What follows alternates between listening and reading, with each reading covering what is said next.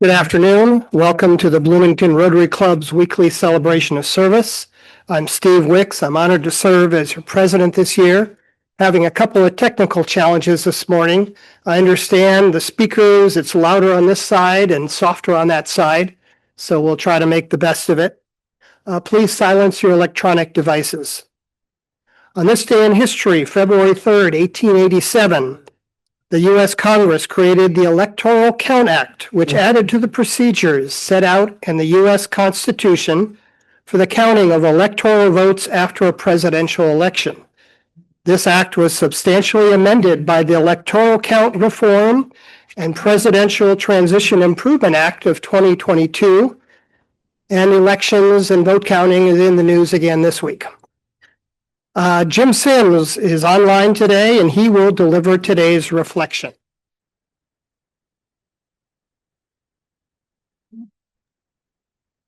Okay, thank you, President Wicks. Can everyone hear me okay? Thank you. As you know, I would much prefer to be there in person with you all. But on last week, I had another foot surgery, so I am in recovery in a surgery boot and happy to join you all online. So my reflection today, obviously what I just said, today's reflection has nothing to do with me, but the title of the day's reflection is The History of Black History Month. Dr. Carter G. Woodson, known as the father of Black History Month, was born in 1875 and he passed in 1950. His education included undergrad work at Berea College, master's at University of Chicago, and he earned a PhD from Harvard University. He was just the second African-American to earn a PhD at Harvard after W.E.B. Du Bois. In September 1915, Dr. Woodson and 5 other African-American scholars founded the Association for the Study of Negro Life and History. The association's mission institutionalized the teaching, the study, the dissemination, and commemoration of Black history. In 1925, the Association for the African American Life and History, created by Dr. Woodson, had the first Black History Week began in 1926. And there's been 100 years of celebration since that first one. There has always been a Black history theme with each year, and this year the theme focuses on the transformative impacts of commemorating Black life and history, acknowledging its role in shaping American identity and challenging systemic injustices, while also highlighting the ongoing work to integrate Black history into the national narrative. On February 10th, 1976, and this was during the U.S. bicentennial, President Gerald R. Ford became the first president to issue a message recognizing Black History Week. Then in 1986, Congress passed Public Law 99-244, designating February as Black History Month. Now, this year, we also commemorate the 250th anniversary of the United States independence. I feel it is vitally important to tell not only an inclusive history, but an accurate one. As many of you know, there is a national societal push to alter or eliminate elements of Black history, often by legislative means such as banning books, excising Black history programs through executive orders from our schools and our public culture. This includes the elimination of diversity, equity, and inclusive policies and programs. Black history's value, which is also American history, I might add, is not only its factual contribution to mainstream historical narratives, but its resonance in the lives of Black people and its relevance to all people. Thank you very much for listening to me this afternoon.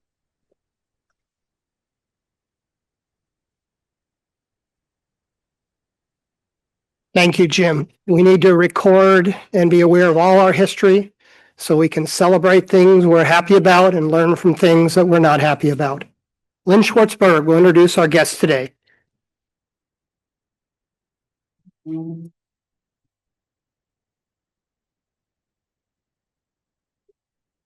Well, I shouldn't have had that last bite of chicken. I am welcoming one guest in person today, and that is Dunya Juburi, a guest of Art Omic. If you would please rise so we can greet you properly and celebrate you being here. Do we have any guests on Zoom today? As far as I know, we have no guests on Zoom, all Rotarians. Wonderful. If you have any questions or interest in learning more about Rotary, please feel free to speak with someone at your table. Thank you. Thank you, Lynn. With several birthdays to celebrate this week. Tim Riffle on the 5th, Peyton Flynn on the 6th, and Bill Murphy on the 7th. Rotary anniversaries. Martha Foster, 16 years on the 5th. Also on the 5th, her husband, past President Aaron Davis, 13 years. On the 7th, a number of people who all joined on the same day 3 years ago. Lexi Walters, Dakir Abdullah, Dee De La Rosa, Henry Leck, all 3 years. It was a big day for the club. And finally, on the 9th, Jeff McKim celebrates 16 years with Rotary. Announcements. Happy Dollar proceeds for the months of January and February will be given to Teachers Warehouse. I want to thank our president-elect, Sam Udak, who covered for me the last 2 weeks, one planned and one kind of last minute. The Rotary Book Club. Please plan to join them following the regular celebration of service on Tuesday, February 17th at 1 p.m. And they'll have a brief meetup to field questions that Rotarians might have about the group, and then also determining the next book and the date. So if you're interested in the Rotary Book Club and you have any questions, please plan to show up at that meeting in a couple of weeks. The Rotary District Conference registration is now open. District Conference is scheduled for May 8th and 9th at the Galt House in Louisville. We'll be joining with a district from Kentucky and a district from Tennessee. I think there are lots of fun things planned for Friday night and then a full day of work stuff on Saturday. You can learn more and register at rotaryallstars.com, and hopefully the link will be in the roundabout this week. Chamber of Commerce Business After Hours. It's on the 18th, and unfortunately it's full. It's being held at the Posh Hotel, and I think that was very popular. But Chris MG is sitting in the back there, says that if you want to email him, he can get you in. So if you're interested, it helps to know someone. Email Chris and he'll get you included. And now we have a celebration of service.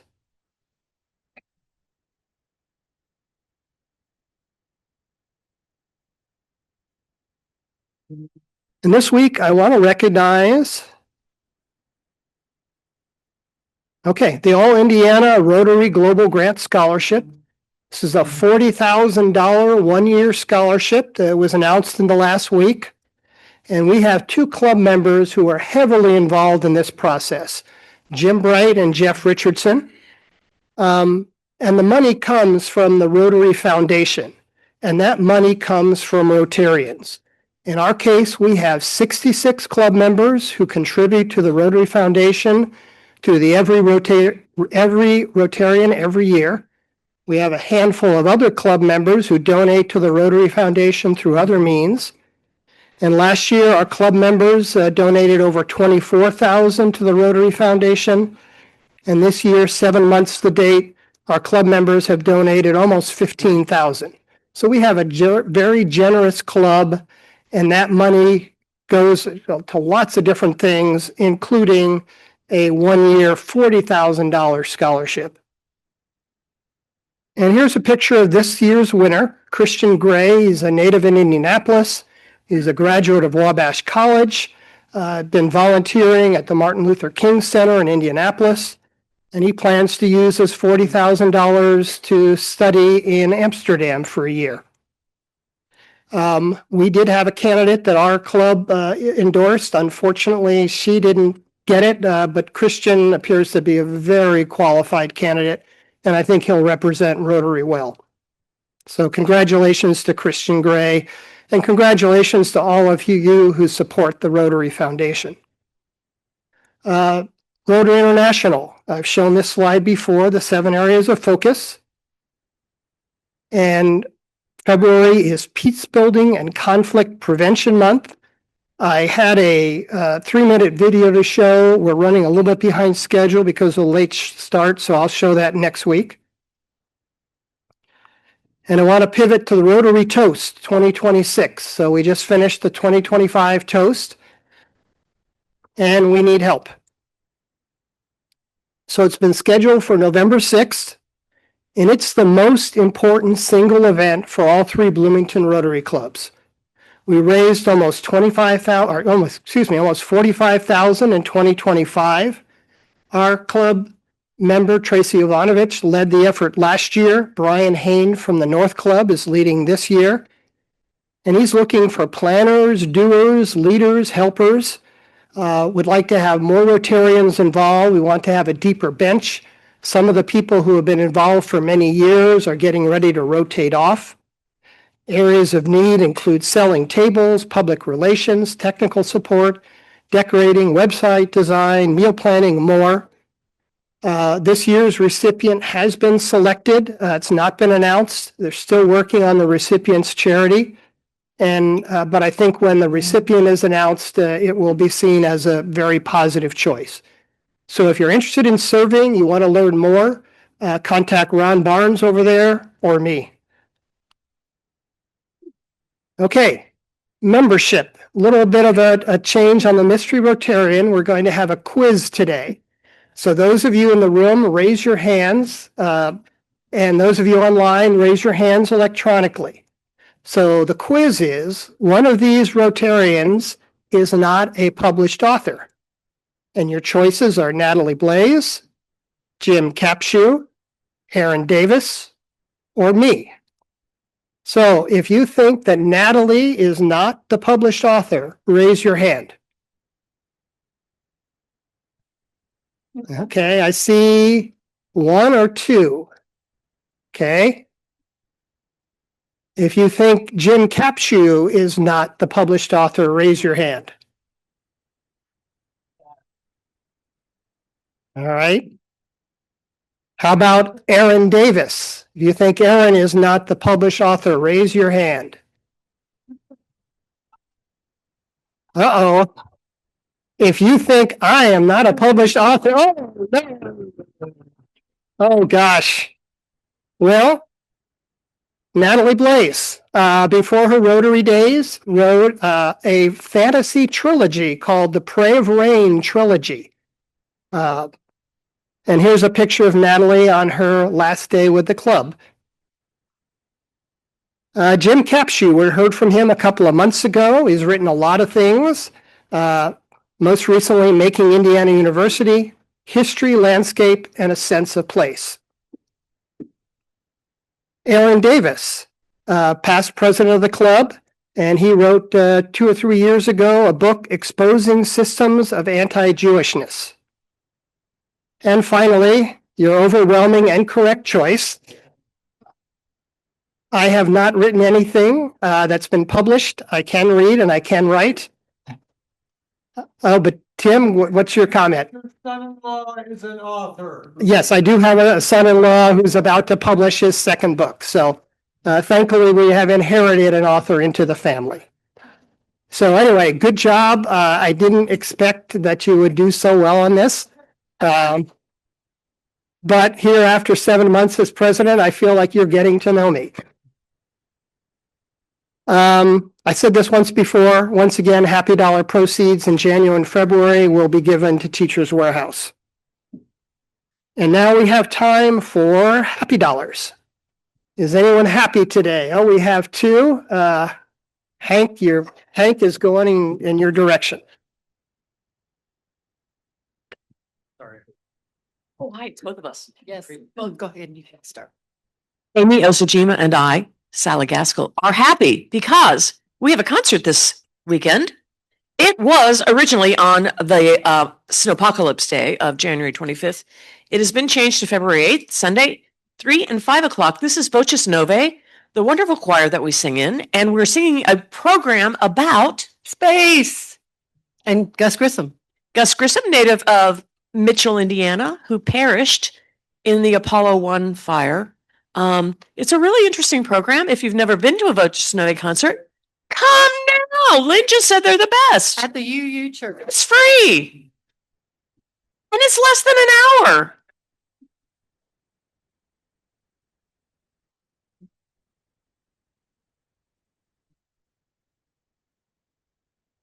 I'm happy-ish on that date because of the snow, whatever that thing is called. I can't talk.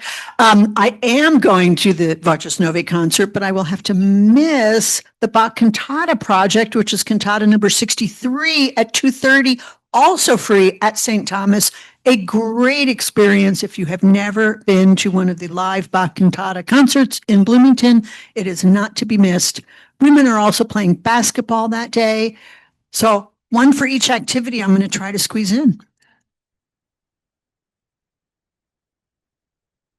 Anyone else happy today? Is there anyone happy because they got a really good parking space out front?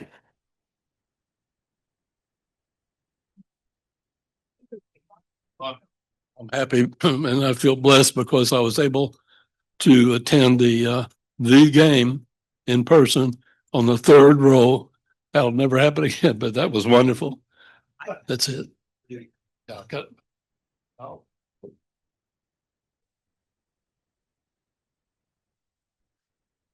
We had a hard time hearing you over here. Was it that Steve attended the national championship game? Was that it? He said the game, so I. The game. So that sounds like the game. I'm happy that my friend Don was able to join us today.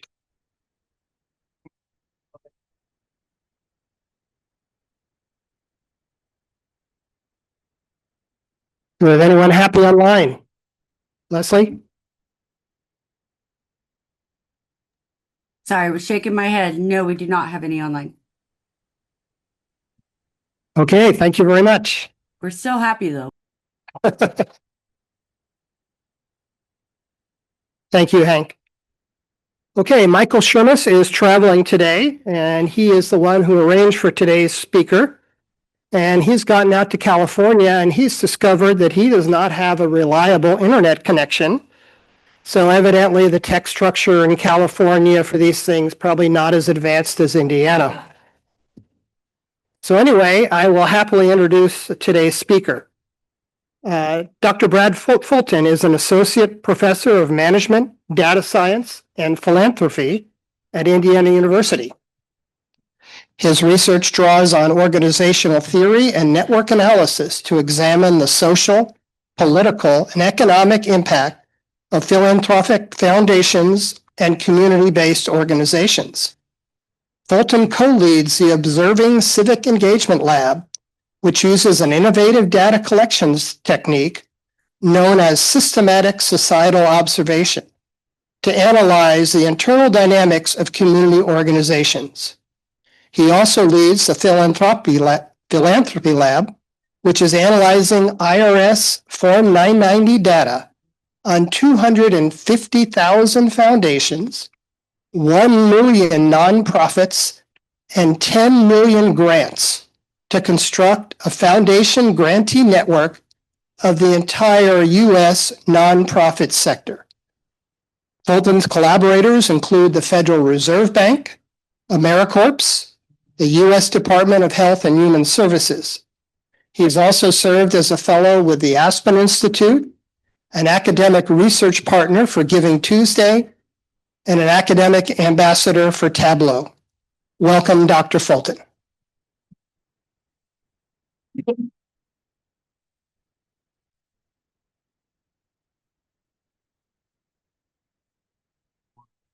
Oh, Rick, for a second. So thank you for that introduction. The word philanthropy is a tongue twister, so Steve did a great job with that. And I'm super excited to be here because you all embody what my research captures. And I'm going to kind of walk you through an overview of what we do at the Observing Civic Engagement Lab and sort of how that the implications it is for groups like Rotary, not only here in Bloomington, but around the country, and how that relates to civic engagement. And, I think you're good. oh, okay. That will. Ah, So you can. okay. If you. And do I use this microphone or either one? Let's stick with that one. Okay. I'll cut this one. Perfect.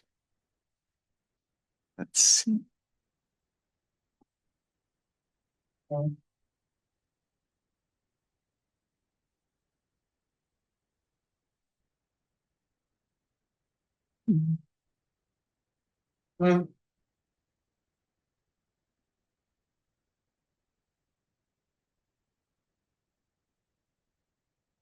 Okay, perfect. Let me.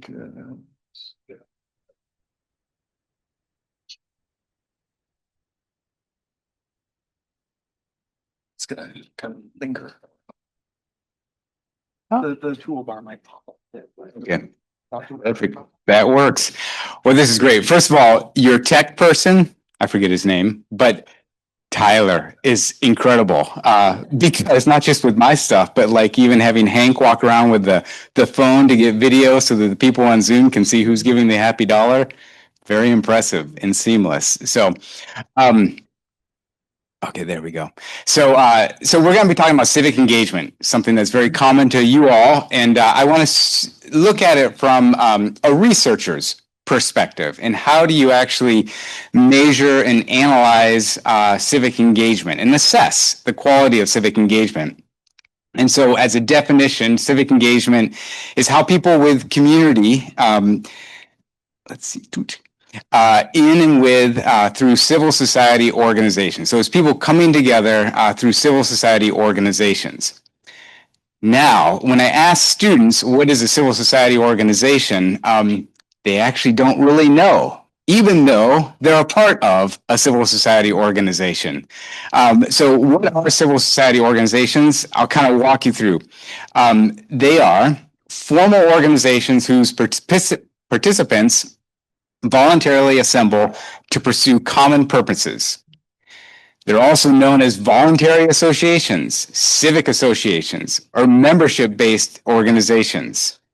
They include hobby groups, business associations, religious congregations, advocacy groups, Rotary clubs, and more. So here's an example of different civil society organizations. So what's fascinating to me is that this is a unique something that's unique and distinct to the U.S. in terms of its scale and variety and scope. Alexis de Tocqueville was a French scholar who traveled to the U.S. in the early 1800s because he was curious about this experiment that was going on, this democracy. And he's like, how does a democracy work? And so he came in as an outsider to observe the United States and how its society is structured. And his key takeaway was the reason why democracy actually succeeds and thrives in the US is because of these civil society organizations, these voluntary associations, which are different from work and different from home. They're the third space where people come together and connect with one another and build up the structure of a democratic society. And since then, there's been several books written on the topic of civil society and democratic civic engagement. These are just a few of them. And then one of the things that scholars have always been interested in is, so what happens inside of these civil society organizations that actually foster democratic civic engagement? Like what actually goes on? We know about all these different groups, but what goes on? So historically or typically, you have a researcher who is probably a quantitative social scientist. And what he does is he finds a bunch of different people who are involved in civil society organizations, and he gives them a survey. And he says, hey, can you fill out this survey and tell us about the groups that you're involved with and what you do? How long have you been a member and all the different things like that? And the problem with that is you get a lot of information that's very broad, but not very deep. So you get baseline quantitative data, like how many civil society organizations are out there, how many ones are people involved in, how long have they been involved. The other approach that you could take is you pick one organization, let's say like the Rotary Club here in Bloomington, and you have an ethnographer, someone who actually commits to observing this one organization for an entire year, comes to all of your events, all of your meetings, the board meetings, the events, and just takes detailed information about your organization. And it's incredibly rich and deep information. However, it only lets you know about that one organization. And so you're like, you don't know if that's something that's generalizable to all civil society organizations, or if it's something that's peculiar to this one. And so what we came up with was what's called like a middle range approach. It takes some of the advantages of survey research and some of the advantages of ethnographies and binds them together. And the way it works is we send people throughout the community to different events, convenings is what we call them, to observe what goes on inside of these civil society organizations. And we do it at scale. Like our goal, like each year, is to observe about 1,000 convenings. So it's much different than one ethnographer for 1 year observing one organization. And it's also much richer data because we're actually in the room when things are happening. I'm going to kind of walk you through what we actually collect data on when we're observing a convening. Because the approach we use is called systematic social observation. When we apply it to civil society organizations. And this is a study that's an approach that's been used in other contexts. Probably one of the more famous ones is where they did systematic social observation of police officers on their beat. And so they would, these observers would go and follow right along with police officers and document what goes on in the daily routine of a police officer. Like how many different people do they encounter? What is the types of encounters like? What is the demographic profiles of the people that they're encountering? What are the outcomes of the encounter? So all these different things. So it's been done in different contexts, but no one had ever thought to do it in the context of a civil society organizations. And so we said, okay, let's do this for CSOs. And so the way it works is we compiled this basically sheet or survey that has over 1,000 variables that looks at all the different things that might occur within a CSO convening. And so everything from like, what time does the meeting start? Did it start on time? Is there technology used? Or is the meeting in person, or is it virtual, or is it hybrid? Were there any decisions made? So we like list through all the different possible things, and even who shows up at the meeting. What are the age ranges of the people in attendance? What is the gender distribution? What is the racial composition? So all of the different characteristics. So 1,000 different ways you could measure and assess a convening. We have that in our tablet CV form. And we put it on an iPad. So in a sense, if someone was going to observe this CSO convening, they'd be sitting in the back of the room. You would actually forget that they were there, and they would just be tabulating everything that's going on. So they come 10 minutes before the meeting starts, and they stay through the entire meeting, and they document every single thing that goes on. And so we have these modules, and I'm going to kind of walk you through. So what type of convening is it? Is it a business? Is it a fundraising event? Is it a protest? Is it, what type of convening is it? What's the space that they're meeting in? Is it a theater? Is it a church sanctuary? Is it the basement of someone's home? Is it, what is the space like? Are there tables? Are there chairs? Are they movable? Or are they not? Is it conducive for the size of the group that's there? So we just go through every single nitty-gritty type of thing that could occur within a convening. Times and participants. Again, what was the scheduled time? And did it actually start on time? Did it end on time? What time did the first person show up at the convening? We talk about procedures and norms. Is it a formal meeting? Like, do they have Robert's Rules of Orders when they're going through the agenda, or do they have no agenda? What is the the formats and stuff? Activities. Some would be: is there any singing? Is there any clapping or laughter or games that are played? So the whole litany. And think about this: all the different types of civil society organizations that are out there, and all the possible things that could go on. Also, is there organizing? Like, are you organizing in sort of for taking the initiative with some sort of agenda or event that you're wanting to pull off? Are you mobilizing people? Is the event one that's going to be mobilizing people to take action? Do you talk about public sphere issues, like things outside of the purview of Rotary, but more in the broader public world?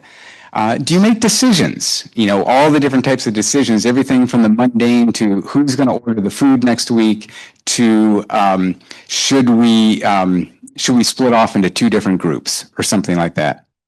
Planning and strategizing, leaders, who leads the group? Is it paid staff? Is it volunteers? Social boundaries. Some groups are more exclusive. And they say that, this group is only for men. No women are allowed. Other groups are highly inclusive, and they actively sort of recruit, people who aren't normally coming to the meeting to come. Interaction types and styles. So we put together this huge sort of survey to begin to observe and analyze civil society organizations. Now, as researchers, in order to actually implement a research project, we need funding.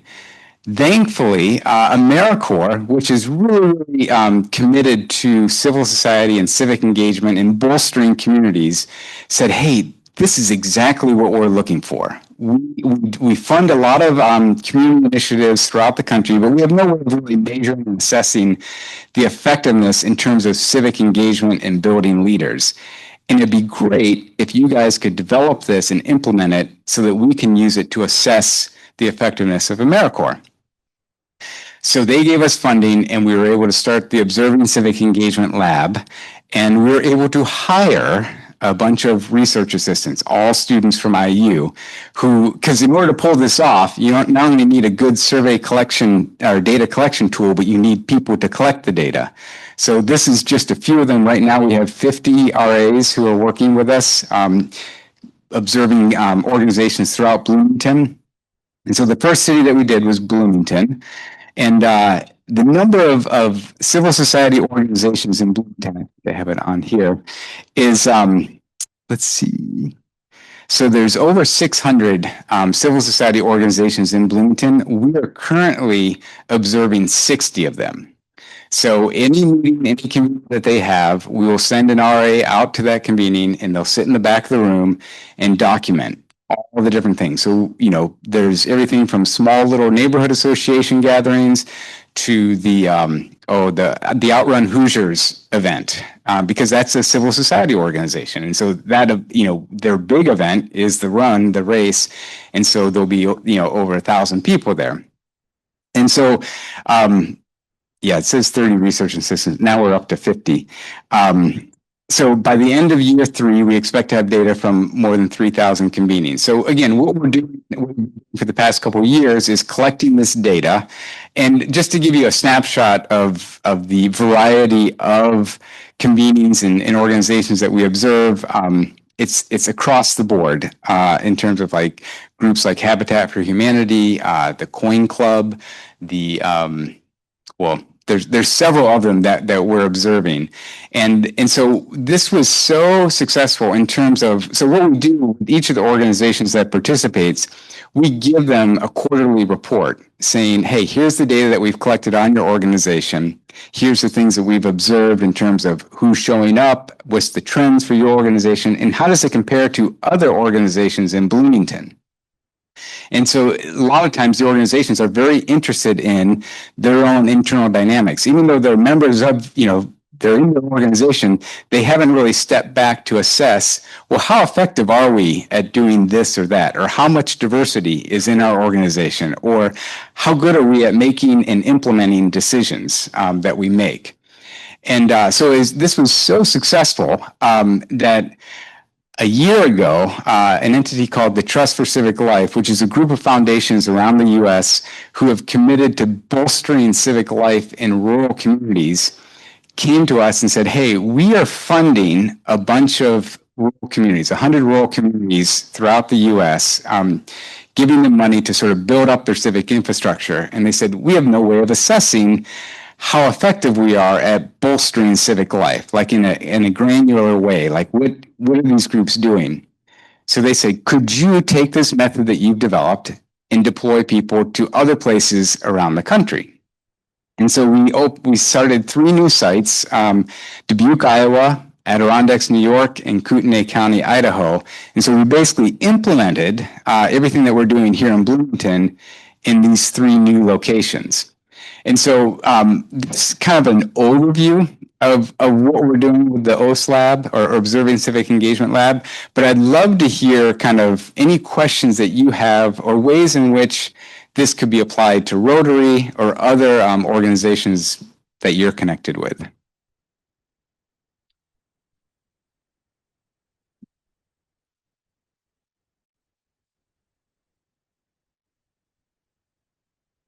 Okay, I think Hank has the microphone, or how should we do this? Okay, yep. Hi. So we actually participated in the Observing Civic Engagement Lab. It was the Bloomington Rotary Foundation, Yes. which is our 501c3 philanthropic arm, which I always thought was kind of odd that it wasn't the Bloomington Rotary Club. Now, the foundation board meets 4 times a year. Bloomington Rotary Club meets 50 times a year. Do you have any thoughts about that? Well, This was so last year. yeah. So it's voluntary. So I guarantee you someone from our lab has probably reached out and asked, hey, would you like to be observed? And now sometimes it takes a whole board to decide and say, yes, we're open to being observed. We would love to observe you guys. So You did. You observed the Bloomington Rotary Foundation, but this is a separate entity. which is a subset of the club. Yeah. Ah, interesting. It's 501c3. Yeah, The yeah. A 501c4. Yeah. So we actually treat every organization independently. Yeah. And so, but we would observe this organization. Okay. Definitely. And yes, you reached out to us. Okay. That's why we did it. Okay. Good.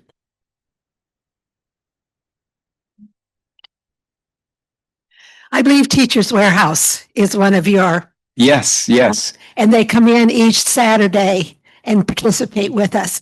However, I've been a little bit concerned because they stay in one room and we have 7 rooms that volunteers are working in Yes. and doing all kinds of different tasks Yes. during that time. So how do you implement that, or do you? Yeah. So that's a great example. So the Teachers Warehouse is this incredible resource in Bloomington that has a lot of traffic.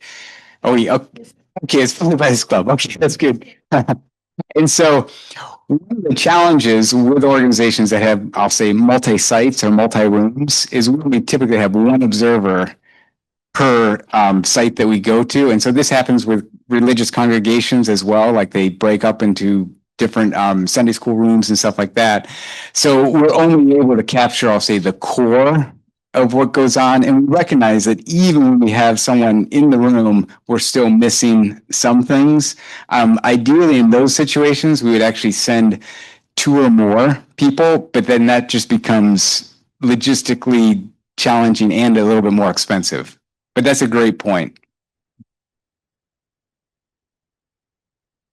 I want to know what you're finding out. What are the key success factors? Yes. Yeah. So one of the big things, which I find really fascinating, is we track every decision event that occurs within a convening. So a decision event could be something very mundane and very significant. And when we look at the decision events, we say, okay, who initiated the need to make a decision? And then once it was initiated, how many people contributed to the debate or discussion about the decision? And then when they finally made the decision, was it a unilateral decision? Was it a vote? Was it an anonymous vote? Like how do they actually decide? And then because we view these groups over time, we can see, okay, did they come up with a plan to implement that decision? And then have they implemented the decision? And what we find is, on one level, a lot of decisions are made, a lot of them are mundane. And then the more significant ones, surprisingly, they make the decision, but in the time of making the decision, they don't come up with a plan to implement. And so then as over time, we realize, okay, a decision was made at time point one, but it was never actually implemented, partly because they didn't have a plan to implement. Another one, and this will seem very strange, or not strange, but just distinct, we measure how much hugging goes on. Like, do the participants hug each other? Like when they see each other, when they greet, or is there no sort of physical connection in that way? Is there laughter? Is there crying? And so what we're trying to get at is sort of the culture or the tone of the group in terms of its connectedness and cohesion. So even like, I mean, another fascinating thing that I've seen is that a convening can be very demographically diverse. So let's say like gender diverse, like a good even mix of men and women. But we not only tabulate that, we say, okay, how much cross-gender interaction occurs. So a group could be very gender diverse, but all the men are sitting at one table and all the women are sitting at another table, and there's not much interaction. So what we're trying to do is just look at the internal dynamics across the board that affect the health and the vibrancy of an organization. Yes, very impressive what you do. I'm just curious from a researcher standpoint, how do you treat the data? Obviously, you share it with the group or organization. However, outside of that, is there an agreement, understanding that that's remain confidential only with that group, or because I'm just kind of curious that that's great. Outside entities might try to use this information for nefarious purposes, for lack of a better way. So, yeah, and that's a great point. And that's something we've thought through a lot. So one really key critical thing is, even though we're observing like a convening like this, we never take down anyone's name. So there's no identifying information. We will write down things that are said or whatever, but we won't, there's nothing that would identify any individual member in the group. Also, we do not publicize that your group is part of the study unless you say you're okay with us. You know, so like Habitat for Humanity, we've asked them, hey, is it okay if we let the public know that you're part of this study? And if they say yes, then we will let, you know, because people would want to know, well, what groups are a part.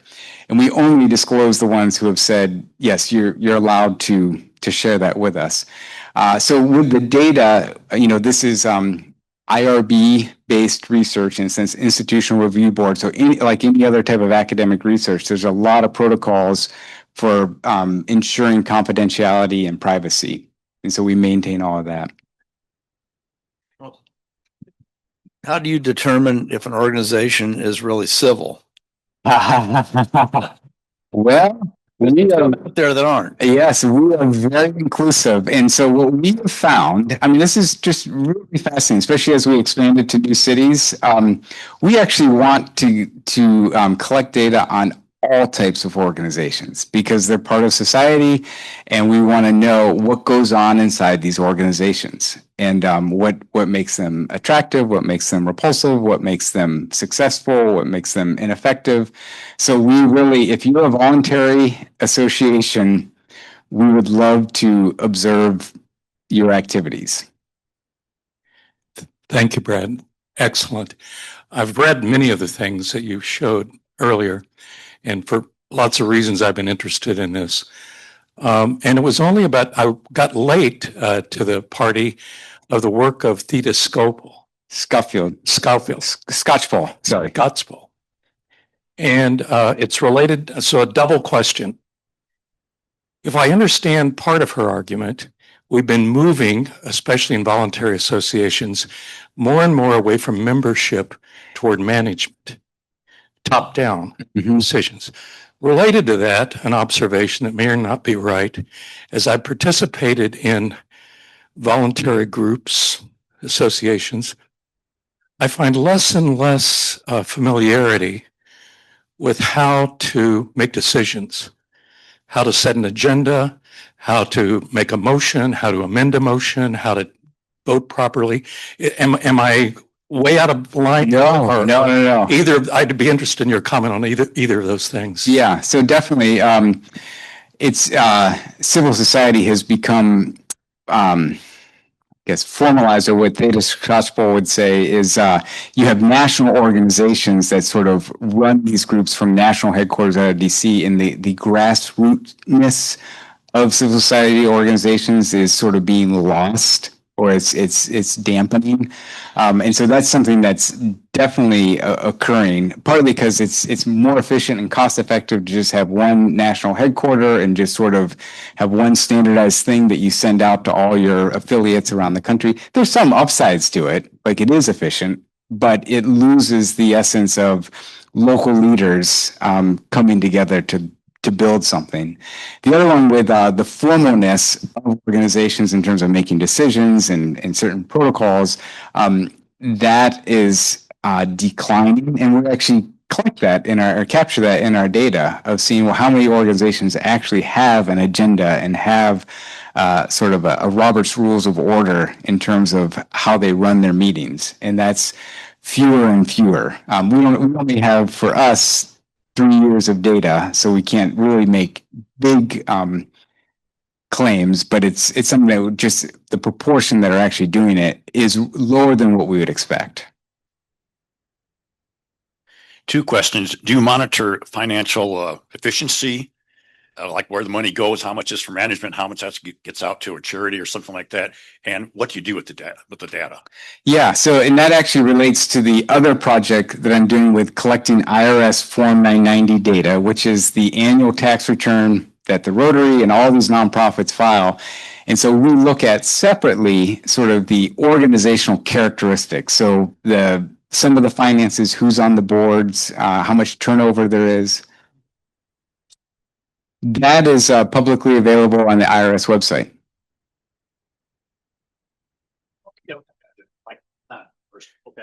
Yeah, it's the organizational records. Yep. So we know how much comes in through charitable contributions, how much comes in through government grants, and then what are the expenses? What do they spend money on? So I've been asked to check online to see if there's any questions. Oh, good. Hey, we have one question, and it's actually from me. For your first project with the civil society, do you classify by sector, like whether it's you? Yes. Go ahead. Yeah. So that's a great point. So, there are different categories of civil society organizations. So, one big one would be religious congregations. Mm-hmm. These would be like neighborhood associations. Other ones would be advocacy groups. And so we break it down into about 10 different major categories. And really our goal is to get a broad representation of entities from each of the different categories. And then I have a second question. It's about your second project. Where can we find information about your foundation project? Yes, well, that project. Okay, so you go to the Philanthropy Lab at IU, and that's where you can. So it's the philanthropy, or it's probably philanthropy lab.edu, iu.edu, one of those. But if you Google it, it'll come up. Thank you. Thank you for your presentation today. Question, have you worked with school boards, and have you learned anything as a result of working with school boards? So, school boards are public and government entities. So, I mean, even though they're voluntary, so we don't do schools because they're government entities. We don't do like mayor's initiatives and stuff like that. So, we don't have data on that. That would be good data, though. Tyler. I have a broader question. What is the trend nationally in this kind of civic engagement? Yeah. And where's it moving? Yeah, so the whole reason why Trust for Civic Life was initiated. So again, this is about 10 major national foundations that had historically funding typically goes to urban areas or suburban, and what gets overlooked is rural communities. And so this was an intentional commitment to say, hey, listen, what's being overlooked is these rural communities, and in particular, their civic infrastructure, like their ability to sort of have a thriving civil society is being undermined because it's the infrastructure in terms of civil society is becoming deteriorated.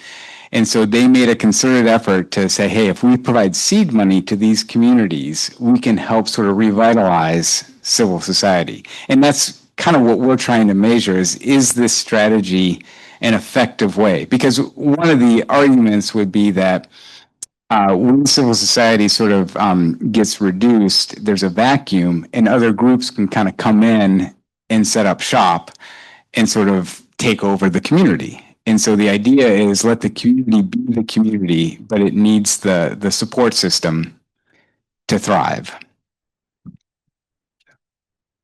Thank you very much for your presentation. I did some work in this field, and one of the things that I would always ask grantees, and then what happens? You know, and so you kind of touched on that when you said folks coming up with a plan, but then not actually implementing it, or worse, having a concept of a plan, but not even getting into the planning process. So I think, I mean, one of the larger things I worked on both nationally and internationally was HIV testing. Mm-hmm. And so it was more and more people are getting tested. But the question is, then what happens? So you've tested 20,000 people, 5,000 are positive. Then what happens? Do you refer them? If they're referred, what happened to them? If they got care, if they got into a hospital or a doctor setting, then what happened? Yeah.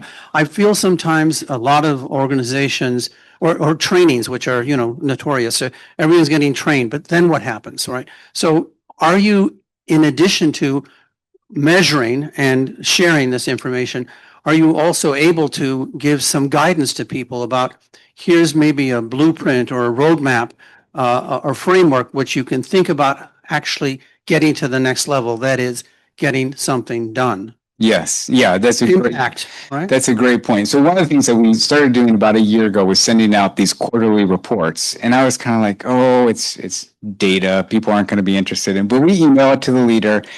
And I was amazed at how many replied back to us saying, hey, can we talk to you about these things that you're observing about our organization and how it relates to other organizations? And so the value was often to the leaders of the organization who really care about the health and success of their organization. Some of the training things that we offer, like there's a distinction between organizing and mobilizing. And this is just one example where a lot of times groups will have these big events that are like big, I'll say pep rallies of getting a lot of people to come, but then it sort of, it fizzles out. Whereas organizing is sort of this continual motion of building and developing leaders within, and periodically mobilizing, but really it's the work of organizing and developing a core base of leaders that can grow so that your organization can actually grow at scale. I'm told we have a question online. No?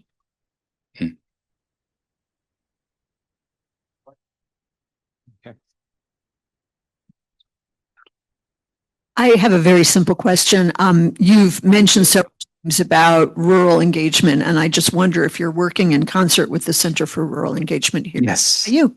Yeah, so Kyla was here and she had to leave, but one of the things that we want to do even more with CRE is, our Center for Rural Engagement, is expand to places beyond Bloomington, because it's, in a sense, we can send people out relatively easily from Bloomington to these surrounding rural areas. And again, wanting to see what are the civic hubs within different rural communities and what makes them effective. And you could go to the next county over and they don't have any civic hub. And so what's different, we also look at a lot, especially in Indiana, with community foundations and the role that they play in strengthening civil society within all these different counties.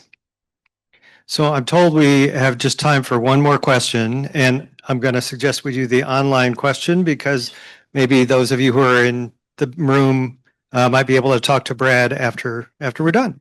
Perfect. There's two questions. One is, are you finding out about participation by age and the impact of social media on the state of civic engagement?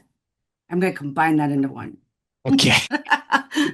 Collect data on age. With all the things, the demographic data that we collect is basically whatever is observable. And so we don't do precise age, we do general age groups. So we probably have 4 age groups. With religion, we only document religion if it's observable. So if someone is wearing something that indicates their faith. But yeah, and we try to capture as much as possible demographically. And then social media, the impact of social media.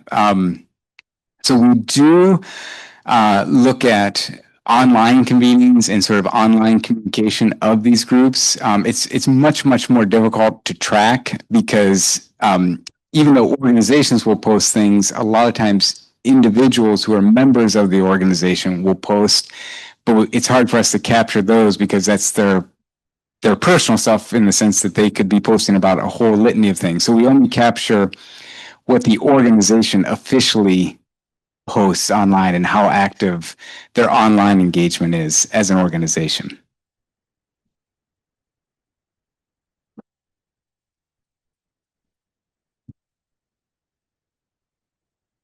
Brad, so we get the best possible report, I'd like to give you a hug.